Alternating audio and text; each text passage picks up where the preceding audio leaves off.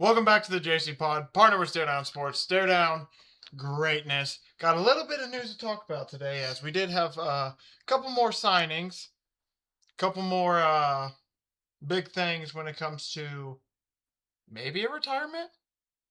And then we just got some other small stories to spread out here and there to talk about. And it's crazy to think how far we are into the offseason, because just remember, we were talking about it when there's like 150 days left, 140 days left. Like, time's going to fly. All of a sudden, we're going to just be under 100. And officially, we are 97 days away until week one. And even crazier, 86 days away until we have our first college football game, which just is baffling to think that we're that part of the offseason. But the fact that we're that close to the offseason also means that it's about to be dead here soon when it comes to news. So let's enjoy a little bit of this news while we can before we officially get into the super dead period of the NFL. So with that being said, let's talk about some of that news today. And the first thing we have to talk about is this crazy Russell Wilson story, because I think we briefly touched on it on Tuesday when we were on the show. Is he retiring? So the stories has made the rounds that Russell Wilson has retired from the NFL, and he's officially taking an NFC or a CBS analyst job. Excuse me. My big thing is he actually retiring? Because, and I want to give also some credit to Ian Rappaport for talking about this, because this also kind of turned my eyes onto it a little bit more, because we talked about it. I was already kind of, you can go to my show that I did on Tuesday. I was kind of already leaning towards, like, this is probably the route he was going to take, but he is joining CBS, like said, but he didn't officially say he was going to retire in his message. He just said, thank you, football. And I think whenever he talked about it, he didn't say retire. So my assumption is he's just doing CBS analyst work for the time being, and then it potentially might be a situation where, and this is the part that Ian Rappaport brought up as well, was the fact that he might be doing this analyst job until there's a team that doesn't like their backup situation, doesn't like, like I said, doesn't like their backup situation. Maybe their quarterback gets hurt, so then they're looking around, they're just like, maybe we'll poke around with Russell Wilson, see what's going on with him. So I feel like this is a situation where, yes, he will be taking that analyst job, but he also probably is going to be in his spare time still prepping to be a quarterback potentially, and might be looking to sign with the team probably in like November, December time. Maybe December's a little bit late, but maybe around the November time if there's a team making a late playoff push and they need a quarterback. For example, the Colts situation. Obviously they didn't, but they ended up not being able to make the playoffs. But it was a situation where like they needed a quarterback, didn't really like anybody in the building. Hey, Philip Rivers, you know our system. Do you want to come in? Maybe if Russell Wilson available and he was able to run it, it'd be like, hey, Russ, do you want to come in? So that's a situation just to keep an eye on, because I could be totally wrong, honestly, too. And there's a chance maybe that Russell Wilson just actually is done with football. But not using the word retire is such a Russell Wilson move, by the way. But one of those situations that has you looking at it now kind of like, is he fully done? Or, because, I mean, if he is done, he did have one pretty great career. But if he's not done,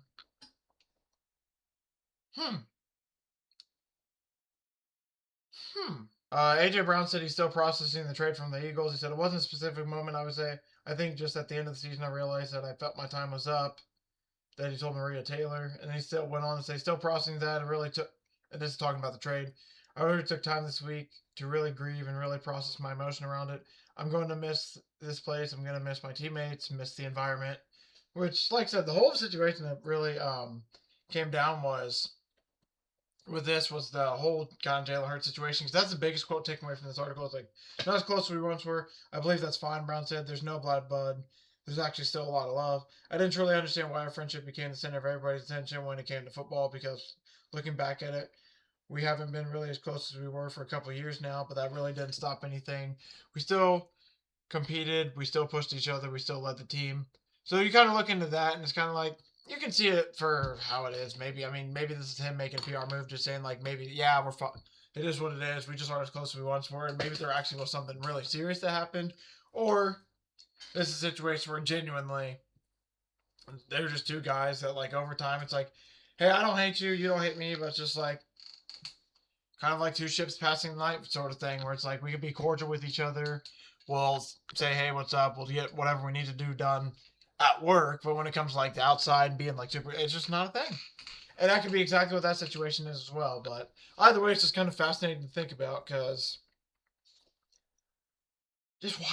because of all the noise that comes from Philadelphia in general. It's like reading through the lines, it's like, what do you believe? What do you not believe?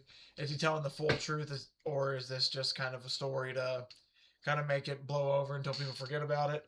Either way, shout out to the Eagles for basically getting, I think it was a first and a third or a first and a fourth they traded for A.J. Brown originally. And they're basically be able to get a little bit more on their investment. So they gave away a first and a fourth, got 4 great years with A.J. Brown, won a Super Bowl. Then trade him for even more draft capital than they traded for him for. I said it's some pretty good business. And for the Patriots, A.J. Brown still probably has a good couple years left in him. If he's able to click with Drake May, I mean, the biggest thing that everyone's saying for the Patriots, they need a guy who can beat man. And if you look at A.J. Brown's stats, he is a man beater. So, great move by the Patriots as of now. We'll see if that ends up becoming even more fruitful as the season comes. As we talked about a little bit on Tuesday as well, Josh Jacobs is still practicing with the Packers as prosecutors are considering to file charges. So, seems like as of right now, this Josh Jacobs situation is kind of up in the air, which is not to be, or I mean, it's not unexpected to be honest, but still, yet another just, wow, can't believe that's kind of just going on right now. So we're going to just have to wait and see to see what happens with Josh Jacobs. So Andrew Berry came out and said that the opportunity was too great to turn down the Garrett trade. The why now is just honestly an opportunity was too great. It wasn't like a plan A going into the offseason, Barry said. Quite honestly, we would have operated differently if it was, but sometimes things come across your path and you're not expecting, and you can't be so dogmatic in your strategy and planning that you can't adjust and be flexible with great opportunities. This probably comes in line also too with the kind of squeaky wheel thing we were talking about on Tuesday, where yes, Myles Garrett is potentially one of the greatest defenders of all time, going to go down as one of the greatest of this generation, but it got to the point in Cleveland, like he said he wanted to win, but then he also accepted a lot of money. So you kind of got to look at that situation for what it is as well. But then he did accept the deal, but then he was still being loud about stuff and everything. So, and like I said, it's kind of wild to look back on it now. Everything that Todd Monken said, where he was kind of like, yeah, I really didn't meet him yet in the building. He's like, I haven't met Myles Garrett, would love to, stuff like that. And then they end up trading, and makes you kind of just go like, maybe he did know something the whole time, but I don't know.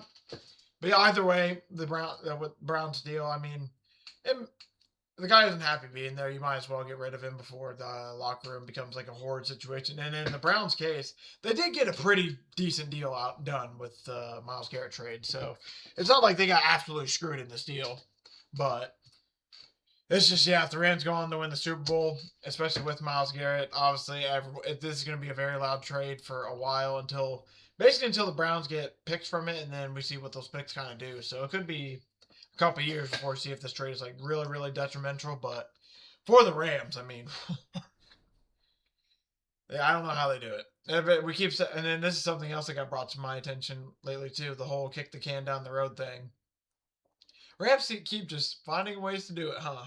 You eventually think they're going to have to pay the piper, and somehow they just elude him every time. And by the way, the Rams Super Bowl odds have now dropped to plus 550, so they're dropping even more now. That is just... I'm still kind of in shock by that. Myles Garrett to the... I'm about to say to the Browns. He wasn't on the Browns. To the Rams. Pass rusher Nick Herbig signed a 4-year, $100 million deal, which apparently contains $42 million in guaranteed money. The deal now makes him one of the highest paid. Actually, I think it makes him the highest paid non-quarterback. Sorry, let me rephrase that. This is the highest paying deal to somebody who's a non-quarterback, basically, who didn't start all of last season. So basically, if you want to use the word backup, highest deal ever for a backup. But if you really think about it, T.J. Watt on one end, and who else for the Alex Highsmith, there it is. So he's technically the number 3 pass rusher, but they can have packages where all 3 of them are out there. Also, T.J. Watt getting a little bit older, Alex Highsmith getting a little bit older, Herbig only 24, so it's one of those things where it's like he's going to be around for a good while at this point, and those other 2 guys, we don't know. Maybe they have 5 more years left, maybe they have 8, maybe they only have 3. So getting him signed to a deal and keeping him around is pretty big, basically, from what I understand, reading stuff up about how the Steelers reacted to the deal. Sounds like a lot of people like it, and it's keeping their guy in the building, too, so that's the biggest thing about it. If the guy's playing great for you and you like him, might as well keep him in the building. Jalen Reagor is getting signed to the Chargers for I think it's only a 1-year deal. Or, excuse me, the Dolphins. I don't know why I said the Chargers. The Dolphins are signing Jalen Reagor. Which should help their wide receiver room, that is. Yeesh. Needs a little bit of work. Apparently there's a sense of urgency for the Jets coming into Aaron Glenn's second year. Kind of makes sense, because if it doesn't go well this year, there's a really good chance they're going to move on from Aaron Glenn and try, I think, and they might try something with a new coach going into next season, because, I mean, I could be totally wrong, and they might give him a third year, but it was pretty bad last year. They were 3-14 last year. He's a defensive guy, and that defense got no interceptions all season long, and you almost have to try to get no interceptions all year long. I mean, the fact that they didn't even stumble into one is pretty just insane to think that didn't happen. As for the Falcons, they signed Drake London to a 4-year extension worth $150 million. It's $100 million in guarantees. I think it's anywhere from the base is $23 million and the max can be $27 million. Either way, the deal could reach up to $150 million. It's $141 million 4-year extension. And like I said, it can be anywhere from $23 to $27 million based on incentives and everything. I think it makes him the third highest paid wide receiver behind Jamar Chase and I can't think of the other receiver. JSN. I don't know. I don't know why I couldn't think of that, honestly. That probably because it happened so recently that I was trying to think of deals last year. I'm like, so there's Jamar Chase a couple of years ago. I'm like, who else was it? And it's just like, oh yeah, duh. Jason just reset the market this year with the star-studded season he's coming off of. But yeah, now it's gonna be interesting for Puka Nacua, who's another receiver whose deal should be upcoming here soon. Is he gonna reset the market like JSN, or is he gonna end up kind of in this tier with Drake London, or maybe just right along with Jamar Chase? Apparently, Jordan Mailata's come out and said happy the team can move forward after they dealt A.J. Brown. I think it's more of it sounds terrible, but like, thank God it's over. It was a slow pain of just, is he in, is he out? We didn't really know, and that really wasn't the focus of our team, especially on the offense, but we got to keep the wheels moving. We got new guys coming in. We got rookies coming in. Again, we got to build that culture every year. And this is him continuing to go on with the coaches. I think most of us that have been here the last 6 weeks, we have moved on just from we have enough to worry about. Mailata said getting over last year and then coming in here learning a new scheme and new concepts like we have had to press on. So that's what we are doing. I mean, you can kind of understand it from a player's perspective because I'm sure it got loud in there. And I mean, no offense to A.J. Brown, but he kind of is the diva wide receiver, which some of them, some of the number ones who are really, really, really good, they have that tendency. And I mean, you kind of want a receiver like that a little bit because, but it's like one of those things where it's like you want to keep the flame going, but you don't want the flame to burn too bright because if it burns too bright, it's going to cause issues for everybody. But it's one of those things where it's like you like a guy who kind of demands the ball, a guy who wide receivers being more of a diva, like I said, usually not always a horrible thing. It can become a horrible thing if it goes too much over the edge and there's losing and stuff like that, but if it's reined in just enough and the team is winning and there's a fine balance between it, it can end up being like a pretty good thing. But like I said, it's like trying to keep a flame lit. Gotta let it burn a little bit, but you can't let it burn too much that it becomes out of control. There's been rumors about Aaron Donald coming out of retirement. I would think if he would, I think I agree with. I think Peter Schrager said this, and there's some other insiders. I think maybe it was Ian Rappaport. There's one other insider that I read it from. I heard Peter Schrager say it, and I read somebody else talk about it. Where it's one of the things where he would ramp up in like maybe September, maybe October, potentially even continue ramping up a bit into November, but start playing maybe late November, early December, and then be there for the playoff push. He wouldn't be there at the beginning of the season. It would most likely be a thing where he is there basically at the middle of the season, towards the end of the season, so he can be there for the playoff push. Will that happen? Personally, I really don't know. I don't think so, but it could be always one of those things where he was such a great player that maybe he's been out of the game 2 years and he's so competitive that he's like, you know what? I want to prove it to myself that maybe I'm able to come back and still dominate even being out of the game for 2 years. Caleb Williams is the cover athlete for Madden 27, which I was kind of shocked by. Does it matter? No, not really. I was just kind of shocked that they chose Caleb Williams. I mean, he didn't have too bad of a year at all, but honestly, like JSN, Matt Stafford, those would have been my two guesses personally.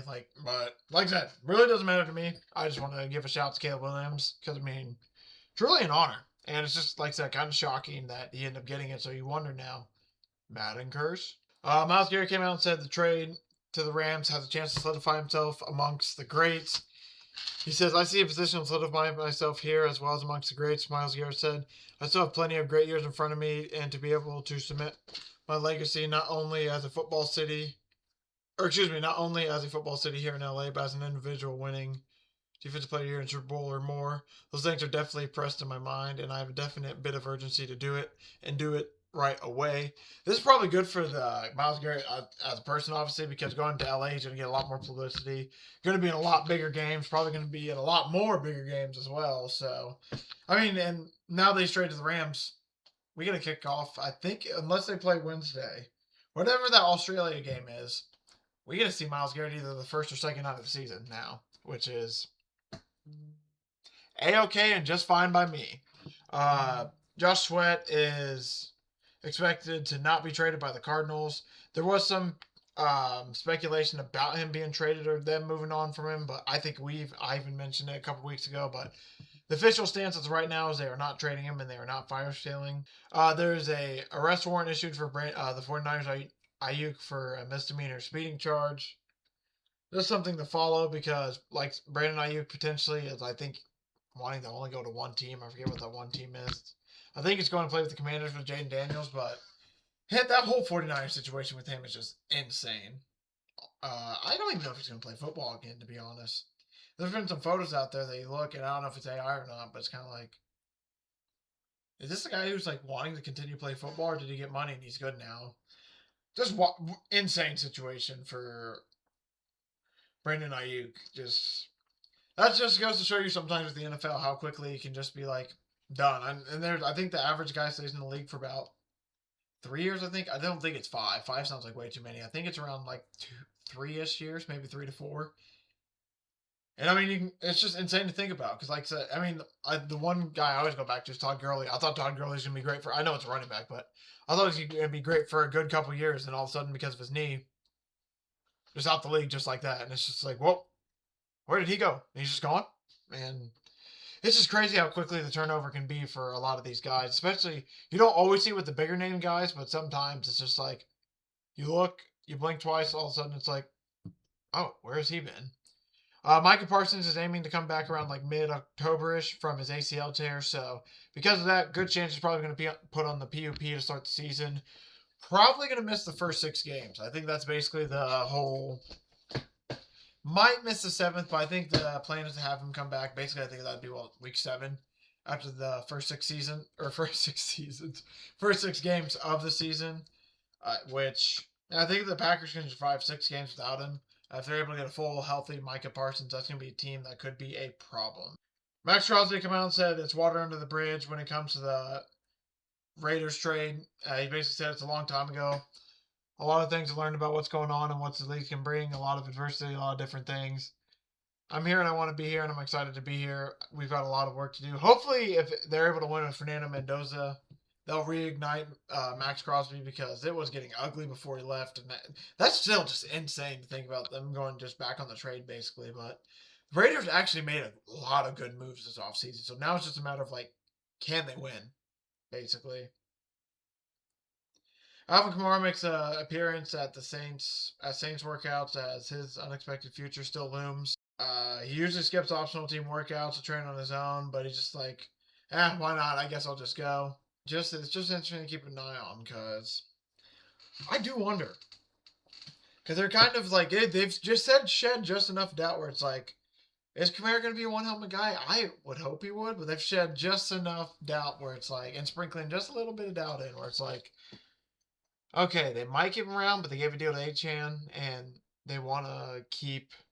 What was it? I can't remember the quote exactly, but it's basically just something around. It's like, yeah, we'll see what we'll do with Alvin Kamara. I really don't know. Like, I think the owner came out, either the owner or the GM came out and said it's kind of like, well, I wasn't real too confident about him staying on the roster, so we'll just have to see. I mean, Alvin Kamara's done a lot for them, and he's been great. If he doesn't end up signing back, I'm sure he'll sign a veteran deal and end up playing somewhere on, for sure, a playoff team. I would think he would sign to if he ends up playing again. But there could be a chance where he just wants to be one helmet guy, and if they don't let him play in New Orleans, he just retires. There is always a small chance of that. Trent Williams has said he's likely to retire at the end of his new 2-year contract. Williams talked yesterday at a news conference. He said, I'm toying between the idea of going until I can't go no more, or just leaving while I've still got some good product left and not getting ran out of the league.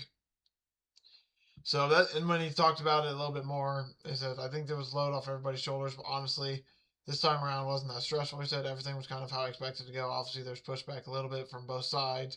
For the most part, we both knew what we want to do. We're seeing things pretty similar for future, so it's pretty easy to go through, which makes you think that they potentially talked about him just being like, yeah, after these 2 years, this is my last deal. After these 2 years, I'll probably be done with football. And unless he just has an amazing season and his body feels great, we might be seeing the last of Trent Williams. It's just crazy to think about that. Yet again, just another player where it's like, wow, he's played football for how long now, and it's already time for him to go. Speaking of extensions, it's the day of extensions. We got, I think, 2 more to talk about. Darnell Washington, 4 years, $42 million, $21 million in guarantees. And he was set to enter the final year of his rookie contract, but they ended up signing him to this deal. So shout out to Darnell Washington for that. We talked about the Russell Wilson part. I guess it's actually only one more. Christian Watson, this is the last thing we'll talk about today. He signed a 4-year deal worth $110.5 million. It's $31 million in signing bonus as well. He's a guy where this is a deal where Ian Rappaport, the way he described it, is it's going to be a killer deal for the Packers if he's able to play all 17 games in a season. But maybe this was the guy that the deal was $23 million to $27 million. I might have said that around the wrong person now that I think about it. Who's the other guy we just talked about? It was either... Yeah, I might have messed it up. I won't lie. Either Christian Watson's the guy whose money is going to be between $23 million and $27 million, or it's going to be who we just talked about a little bit earlier, Drake London. I can't remember. Might be wrong about that, but it's one of those two people. I was talking about it earlier so confidently, and then I talked about Christian Watson. It's like, maybe that was the article I read it in. Won't lie. Kind of forgot, but either way, it's going to be a good signing for the Packers. Their wide receiver room, when he plays, he's great. It's just a matter of this guy stay on the field for a full season. There's a chance he's probably going to at least miss 3 to 4 games in a season. Hopefully, he just doesn't have any more hamstring issues, because that's the one that's really been killing him. Because that's just you just have to miss a lot of games when you hurt your hamstring. But either way, I think it's a good deal for the Packers. Like I said, especially if he's able to stay healthy, it sounds like this is going to be a killer of a deal for him. And if not, I mean, hey, I don't hate players getting paid, so shout out to Christian Watson. But thank you all for watching. Thanks for the support. Really do appreciate it. I'll be back in this feed next Tuesday. Back to our regular schedule programming, as I think we'll be by next Tuesday. Will either be 2 weeks or that'll be the final week before we do our breakdowns. And basically how those breakdowns are going to go for people who are new, I will be breaking down the schedules for 2 teams on a Tuesday, and then either Wednesday or Thursday I'll do the other 2 teams of a division. We'll go through their schedule. Might go through their 2 deeps. If anything, we'll talk about some key players they brought in or some big players on the roster. And then we'll talk about some of my concerns for the team. And then we'll go over some of the futures I have for the team, or some futures I was looking at. And then in case for teams like the Cardinals, we might just talk about why I'm staying away from them, because that's going to be a really hard schedule. But I don't know if I'm going to start with AFC or NFC. I'm still deciding that. But that's upcoming here in the next couple weeks. And I'll also be talking about NFL news still while that's going on. But since it'll be a bit more of a dead period, I figure why not fill the months of late June into early August with just breakdowns, bets, and all this fun stuff as we prep. Because we know all the squares and all the people who like to bet on football, they're probably going to jump in around August. So I like trying to get my stuff in a little bit earlier, jump on some odds early, and then react to how the market changes and everything then. But like I said, we're 2 or 3 weeks away from that. So watch out for that. And hope everyone has a good weekend. I'll be back in this feed next Tuesday.